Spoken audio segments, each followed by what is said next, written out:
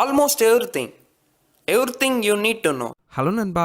மனுஷங்களா நம்ம இந்த உலகத்தில் வாழும்போது மற்ற மனுஷங்களுக்கு நம்மளை பிடிக்கணும்னு நினைப்போம். ஏன்னா நம்ம மனுஷங்க எல்லாருமே சோஷியல் அனிமல்ஸ். நம்ம லைஃப்பில் முன்னுக்கு வரணும்னாலோ சக்ஸஸ்ஃபுல்லாக வரணும்னாலோ மற்ற மனுஷங்களோட நல்லா பேச தெரிஞ்சு நம்மளை அவங்களுக்கு பிடிக்க வச்சாதான் இந்த உலகத்தில் லைஃப்னு இருக்க நம்மளோட டைம் ஃப்ரேமில் நம்ம நினச்சதெல்லாம் சாதிக்க முடியும். ஏன்னா சக்ஸஸ்க்கு நம்மளோட இன்டெலிஜென்ஸை விட நம்மளோட சோஷியல் ஸ்கில்ஸ் தான் இந்த ரியல் வேர்ல்டில் ரொம்ப யூஸ்ஃபுல்லாக இருக்கும். ஏன்னா மற்ற மனுஷங்களுக்கு உங்களை பிடிக்கவே இல்லைன்னா அவங்க எப்படி உங்கள் கூட பேசுவாங்க, பழகுவாங்க, பிஸ்னஸ்லாம் பண்ணுவாங்க.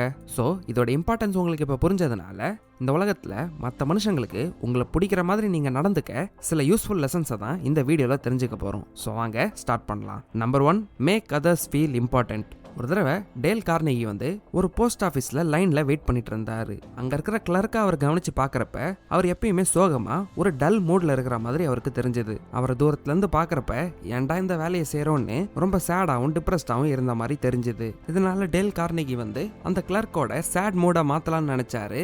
அவரை பற்றி ஏதாவது நல்ல விஷயம் சொல்கிறதுக்கு இருக்கான்னு கவனிக்க ஆரம்பிச்சாரு. ஒரு மனுஷனை இதுக்கு முன்னாடி தெரியாமல் இந்த மாதிரி அவங்கள ஃபர்ஸ்ட் டைம் பார்க்கும்போதே அனலைஸ் பண்ணி அவங்கள பற்றி ஒரு நல்ல விஷயத்தை தேடி கண்டுபிடிச்சி சொல்றது கொஞ்சம் கஷ்டமான வேலை தான். ஆனால் இந்த சிச்சுவேஷனில் டேல் கார்னெகிக்கு அந்த கிளர்க்கை அப்ரிஷியேட் பண்ணுறதுக்கு உடனே ஒரு பாயிண்ட் கிடச்சிருச்சு. ஸோ அவர் லைனை கம்ப்ளீட் பண்ணி அந்த கிளர்க்கை மீட் பண்ண போகிறப்ப உங்களை மாதிரி எனக்கும் தலை ஃபுல்லாக முடி இருந்தா ரொம்ப நல்லா இருக்கும்னு அவரோட ஹேர் ஸ்டைலை அப்ரிஷியேட் பண்ணாரு. இதை கேட்ட உடனே அந்த கிளர்க்கு நல்லா ஸ்மைல் பண்ணி, அதை நீங்கள் வேற சார், முன்னாடி இன்னும் அதிகமாக இருக்கும், இப்போ கொஞ்சம் கொட்டி போயிடுச்சுன்னு ஆத்தருக்கு ஒரு ரிப்ளை கொடுத்தாரு. இதுக்கு ஆத்தர் இருக்கலாம் சார், ஆனால் இப்போ கூட உங்கள் ஹேர் ஸ்டைல் ரொம்ப சூப்பராக தான் இருக்குன்னு நல்லா எந்தூசியாசத்தோட அவரை அப்ரிஷியேட் பண்ணாரு.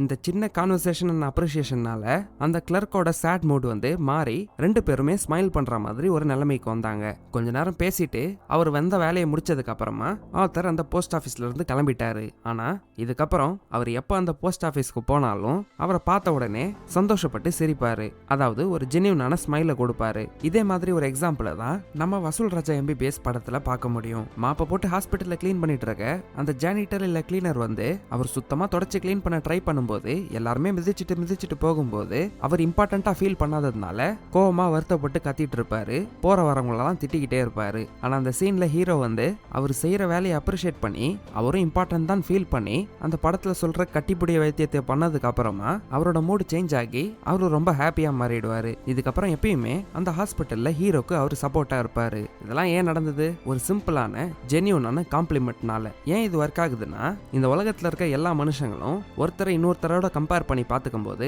1-2 விஷயத்துலயாச்சு மற்றவங்களை விட பெட்டரா இருப்பாங்க. ஸோ நீங்க அவங்க பெட்டரா இருக்க விஷயங்களை பார்த்து அவங்கள ஜென்யூனா காம்ப்ளிமெண்ட் பண்றப்ப அவங்களும் இந்த உலகத்துல முக்கியமானவங்க தான் அவங்களுக்கு புரிய வைக்கிற மாதிரி நீங்க சொல்ற வார்த்தை இருக்கிறதுனால உங்ககிட்ட இருந்து அந்த நல்ல பாசிட்டிவ் வைப்ஸ் வர்றதுனால உங்களுக்கு அவங்கள பிடிக்க ஆரம்பிச்சு உங்க கூட அதிகமாக டைமை ஸ்பெண்ட் பண்ணணும்னு நினைப்பாங்க. ஸோ இந்த விஷயத்தை ஞாபகம் வச்சுக்கிட்டு மற்ற மனுஷங்களுக்கு உங்களை பிடிக்கணும்னா அவங்கள இந்த உலகத்தில் இம்பார்ட்டன்ட்னு ஃபீல் பண்ண வைக்கிற மாதிரி ஒரு ஜென்யூன் அப்ரிசியேஷனை கொடுங்க. Number 2, remember others names and their important dates. உங்களுக்கு இந்த மாதிரி நடந்திருக்கா? நீங்கள் ஏதோ ஒரு புது இடத்துக்கு போய் யார்கிட்டயோ பேசிட்டு இருக்கீங்க. அவங்க கிட்ட கொஞ்ச நேரம் பேசினதுக்கு அப்புறமா அவங்க பேரை மறந்து போயிடுறீங்க. ஐயோ உங்க பேர் என்னவா இருக்கும்னு யோசிக்க ஆரம்பிக்கிறீங்க. இந்த மாதிரி விஷயத்தை நீங்க எக்ஸ்பீரியன்ஸ் பண்ணிருக்கீங்கன்னா நீங்க மற்ற மனுஷங்களோட பேரை கண்டிப்பா ஞாபகம் வச்சுக்க கத்துக்கணும். இல்லைன்னா மனுஷங்க கூட டீல் பண்ணும்போது நீங்க எப்பயுமே பெரிய ப்ராப்ளத்தை தான் ஃபேஸ் பண்ணுவீங்கன்னு ஆத்தர் சொல்றாரு. ஏன்னா எந்த ஒரு லாங்குவேஜ்லயும் ஒருத்தரோட பேர் தான் அந்த மனுஷங்களுக்கு இருக்கிறதுல ஸ்வீட்டஸ்ட் சவுண்ட். அவங்க பேர் எங்க கேட்டாலும் அவங்க திரும்பி பார்ப்பாங்க. சின்ன வயசுல இருந்தே இந்த பேர் அவங்க கூட இருந்திருக்கு. இந்த மாதிரி ஒரு முக்கியமான விஷயத்த நீங்க கேர்லெஸ்ஸா டீல் பண்றீங்கன்னா மனுஷங்களை ஹேண்டில் பண்றது உங்களுக்கு ரொம்ப கஷ்டமா இருக்கும். ஏன்னா அமெரிக்கா பிரசிடென்ட்ல இருந்து அந்த காலத்துல ஸ்டீல் கிங்னு கூப்பிட்ட பெரிய பிசினஸ்மேன் ஆண்ட்ரூ கார்னகி வரைக்கும் எல்லாருமே மற்ற மனுஷங்களோட பேரை ஞாபகம் வச்சுக்கிறதுக்கு உண்மையிலே எஃபர்ட் எடுத்திருக்காங்க. இந்த மாதிரி பெரிய பெரிய போஸ்டிங்ல இருக்கிறவங்களே மற்ற மனுஷங்களோட பேரை ஞாபகம் வச்சுக்கிறதுக்கு இவ்வளவு முக்கியத்துவத்தை கொடுக்குறாங்கன்னா இது எந்த அளவுக்கு இம்பார்ட்டன்டான விஷயம்னு புரிஞ்சுக்கோங்க. ஆண்ட்ரூ கார்னகி ஸ்டீல் கிங்னு கூப்பிட்டாங்க. எதனால? அவர் ஸ்மார்ட், இன்டெலிஜென்ஸ், ஸ்டீலை பத்தி எல்லாமே தெரியும்ன்ற காரணத்துக்காக இல்ல. அவரை விட ஸ்மார்ட்டான எம்ப்ளாயிஸ் தான் அவருக்காக வேலை செஞ்சுட்டு இருந்தாங்க.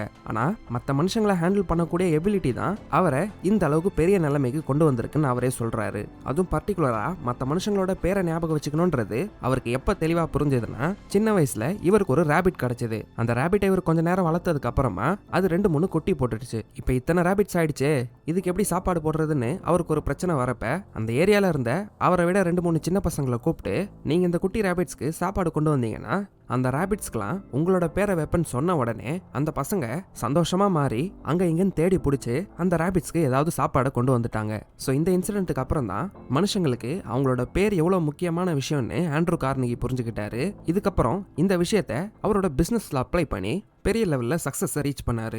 எக்ஸாம்பிளுக்கு சொல்லணும்னா அமெரிக்காவில் பென்சில்வேனியான்ற இடத்துல ரயில்வே லைன்ஸ் பில்டு பண்ணிட்டு இருந்தாங்க. அந்த ரயில் ரோட்ஸை பில்டு பண்ற டிபார்ட்மெண்ட்ல எட்கர் தாம்சன் ஒரு பிரசிடென்ட் இருந்தாரு. இந்த மாதிரி ரயில் ரோட்ஸை பில்டு பண்றதுக்கு அதிகமாக ஸ்டீல் தேவைப்படும்.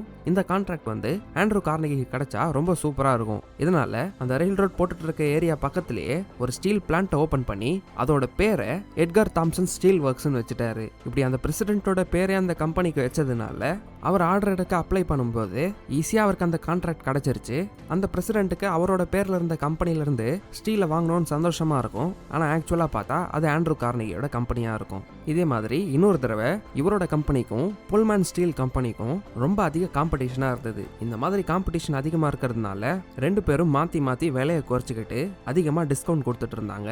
இதனால ப்ராஃபிட் ரொம்ப கம்மியாயிடுச்சு. இதை எப்படி சரி பண்ணலான்னு ஆண்ட்ரூ கார்னிகி யோசிச்சு புல்மேனை மீட் பண்ணாரு. இப்படி மீட் பண்றப்ப எதுக்கு நம்ம தேவையில்லாம சண்டை போட்டுட்டு இருக்கோம், இப்படி வந்து ரெண்டு பேரும் மாத்தி மாத்தி டிஸ்கவுண்ட் பண்றதுனால நம்மளோட ப்ராஃபிட் தான் குறைஞ்சு போகுது, நம்மள நாமளே முட்டாளாக்கிட்டு இருக்கோம். இதுக்கு பதிலா நம்ம ரெண்டு பேரும் ஒரு ஜாயிண்ட் வெஞ்சர் கிரியேட் பண்ணலாமேன்னு சொன்னாரு. அவர் சொல்றத எல்லாத்தையும் கேட்டுட்டு புல்மன் வந்து சரி இந்த கம்பெனியோட பேர் என்னவா இருக்கும்னு கேட்கறப்ப அதுல என்ன டவுட் இருக்கு, கம்பெனியோட பேரு புல்மேன் கம்பெனியா தான் இருக்கும்னு சொல்லிட்டாரு. இதை கேட்டதுக்கு அப்புறம் தான் சரி வாங்க போய் பேசலான்னு ஆண்ட்ரூ கார்னிகிய அவர் இன்னும் அதிகமா கவனிக்க ஆரம்பிச்சாரு. அந்த காலத்துல ஸ்டீல் இண்டஸ்ட்ரியில ரெண்டு கம்பெனியும் ஜாயின் பண்ணி ஒரு பெரிய ஹிஸ்டரியை கிரியேட் பண்ணாங்க.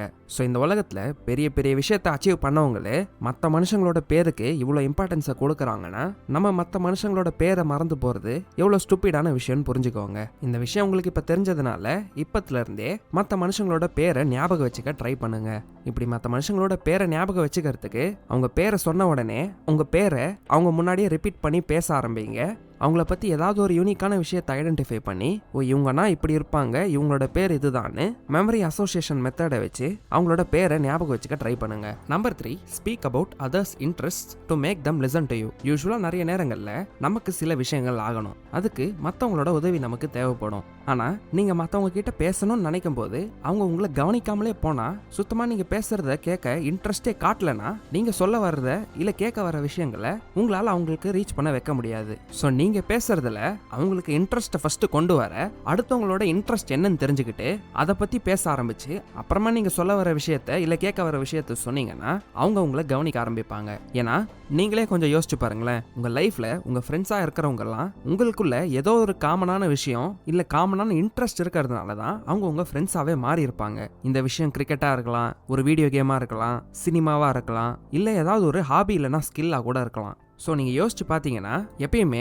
உங்களுக்குள்ள இருக்க கான்வர்சேஷன் வந்து இந்த மாதிரி ஒரு காமனான இன்ட்ரெஸ்ட்லேருந்து ஆரம்பித்து உங்களுக்குள்ள ஒரு காமனான கிரவுண்ட் ரெடி ஆனதுக்கு அப்புறம் தான் அதுலேருந்து ஒரு ரிலேஷன்ஷிப்பாக நீங்கள் பில்டு பண்ணிட்டு போவீங்க. ஸோ நீங்கள் ஒருத்தரை புதுசாக மீட் பண்ணும்போது அவர் உடனே உங்கள் கூட நல்லா பேச வைக்கணும்னு நினச்சிங்கன்னா அந்த மனுஷனை பற்றி கொஞ்சம் ரிசர்ச் பண்ணி அவங்களோட இன்ட்ரெஸ்ட் என்னன்னு தெரிஞ்சுக்க ட்ரை பண்ணுங்க. அதை பற்றி கொஞ்சம் ரிசர்ச் பண்ணுங்க. அவங்க இன்ட்ரெஸ்ட் என்னன்னு உங்களுக்கு தெரிஞ்சதுக்கு அப்புறமா உங்களுக்கு பேசுறதுக்குன்னு ஒரு டாபிக் கிடைக்கும். இதுக்கப்புறமா அங்கேருந்து ஒரு கான்வர்சேஷன் பில்ட் ஆகிறதுனால ஃபர்தரா நீங்க உங்களோட இன்ட்ரெஸ்ட் அவங்க கிட்ட ஷேர் பண்ணலாம். இல்ல நீங்க உங்க மைண்ட்ல இருக்க விஷயத்த சொல்லும் போது அவங்கள கவனிக்க வைக்கலாம். இந்த விஷயம் தெரிஞ்சதுனால தான் எட்வர்ட் கலிஃப்னு ஒருத்தர் அவரோட ஸ்கவுட் டீமுக்கு யூரோப்ல ஒரு பெரிய ஈவெண்ட் நடக்க போறதுனால அதுக்கு ஏதாவது ஸ்பான்சர்ஷிப்ஸ் கிடைக்குமான்னு தேடிட்டு இருந்தாரு. இதனால அமெரிக்கால இருக்க ஒரு பெரிய ஆர்கனைசேஷன் கிட்ட போய் அவரோட ஸ்கவுட் டீம்ல இருக்க யாராவது ஒருத்தருக்கு அந்த ட்ரிப்புக்கு போகிறதுக்கு சான்ஸ் கிடைக்கிற மாதிரி ஆப்பர்ச்சுனிட்டி கொடுக்கறதுக்கு அவங்க கிட்ட பெர்மிஷன் கேட்க நினைச்சாரு. ஆனா அவரை மீட் பண்ண போகிறதுக்கு முன்னாடி அவரோட ஆபீஸ்ல என்டர் ஆகும்போதே அந்த பிரசிடென்ட் வந்து ஏதோ $1 மில்லியன் செக் வாங்கினதா அங்க இருக்கிறவங்க எல்லாம் பேசிக்கிட்டு இருந்தாங்க. லக்கியா இவருக்கு அந்த விஷயம் தெரிஞ்சதுனால அந்த பிரசிடென்ட்டை மீட் பண்ண ஆப்பர்ச்சுனிட்டி கிடைக்கும் போது அவரோட ஆபீஸ்ல இருக்கும்போது அவர் எதுக்கு வந்திருக்கோமோ அதை பத்தி பேசாம சார் உங்களுக்கு ஏதோ $1 மில்லியன் செக் கிடைச்சதாமேன்னு அதை பத்தி பேச ஆரம்பிச்சாரு. எட்வர்ட் கலிஃப் இதை பத்தி கேட்டதுனால பிரசிடென்ட் உடனே இன்ட்ரெஸ்ட் ஆகி அந்த செக்கெல்லாம் எடுத்து இவர்கிட்ட காமிச்சாராம். அதை பத்தியே பேசிக்கிட்டு இருந்தாங்களாம். இப்படியே அதை பத்தி ரொம்ப நேரம் பேசிட்டு இருக்க நேரத்துல பிரசிடென்ட் வந்து திடீர்னு ஐயோ நீங்க எதுக்கு வந்தீங்கன்னு கேட்க மறந்துட்டேன் பாருங்க, சரி எதுக்கு வந்தீங்கன்னு கேட்கிறப்போ இந்த மாதிரி என்னோட ஸ்கவுட் டீமை இந்த ஈவெண்ட்டுக்கு நான் கூட்டிட்டு போக நினைக்கிறேன், அதுக்கு உங்களால ஏதாவது ஸ்பான்சர் பண்ண முடியுமான்னு கேட்கிறப்ப யாராவது ஒருத்தருக்கு ஸ்பான்சர்ஷிப் கிடைக்கும்னு எதிர்பார்த்து போன அவருக்கு அவரோட டீம்ல இருக்க 5 பசங்களுக்கும் அந்த யூரோப் ட்ரிப்புக்கு ஸ்பான்சர்ஷிப் கிடைக்கிற மாதிரி டீலை முடிச்சிட்டு வந்துட்டாரு. ஒரு ஸ்பான்சர்ஷிப் கிடைக்கிறதே கஷ்டமா இருக்க நேரத்துல அவர் யார்கிட்ட பேச போனாரோ அவரோட இன்ட்ரெஸ்ட் பத்தி பேசுறதுனால அவங்களுக்குள்ள ஒரு காமன் கிரவுண்ட் கிரியேட் ஆகி இவர் கேட்க வந்த விஷயத்துக்கு ஈஸியா அவரை சம்மதிக்க வச்சுட்டாரு. ஸோ இந்த விஷயம்லாம் உங்களுக்கு இப்போ புரிஞ்சதுனால இதை உங்க டெய்லி லைஃப்ல அப்ளை பண்ண ஆரம்பிங்க. ஈஸியா மற்றவங்களுக்கு உங்களை பிடிக்க வச்சு அவங்கள உங்களோட ஃப்ரெண்ட்ஸாகவும் மாத்திக்கோங்க. நீங்க நினைச்ச விஷயங்களையும் சாதிக்க ஆரம்பிங்க. இதெல்லாம் வந்து how to win friends and influence people இந்த புக்ல தான் படிச்சு சொல்லியிருக்கேன். இந்த புக்ல இருக்க இன்னும் நிறைய விஷயங்களை பத்தி தெரிஞ்சுக்கணும்னா அதை வாங்கி படிச்சு பாருங்க. உங்களுக்கு இந்த வீடியோ பிடிச்சிருந்தா லைக் பண்ணுங்க, கமெண்ட் பண்ணுங்க, உங்க ஃப்ரெண்ட்ஸ் அண்ட் ஃபேமிலி மெம்பர்ஸோட ஷேர் பண்ணுங்க. சேனல்ல இருக்க அதர் வீடியோஸை இங்க கிளிக் பண்ணி பாருங்க. எங்களை இன்ஸ்டாகிராம் அண்ட் டெலிகிராம்ல ஃபாலோ பண்ணா டிஸ்கிரிப்ஷன்ல இருக்க லிங்க்ல இருந்து ஃபாலோ பண்ணுங்க. கம்ப்ளீட் ஆடியோ புக் சம்மரிஸை ஆடியோவாகவும் வீடியோ ஃபார்மேட்ல பார்க்கணும்னா நம்ம ஆல்மோஸ்ட் எவ்ரிதிங் ஆப்பை டிஸ்கிரிப்ஷன்ல இருக்க லிங்க்ல இருந்து டவுன்லோட் பண்ணுங்க. ப்ரோகாஸ்டினேட் பண்ணாம ஃபுல் புக்ஸை ஈஸியா கம்ப்ளீட் பண்ணுங்க. கடைசியா தேங்க்யூ ஃபார் வாட்சிங்.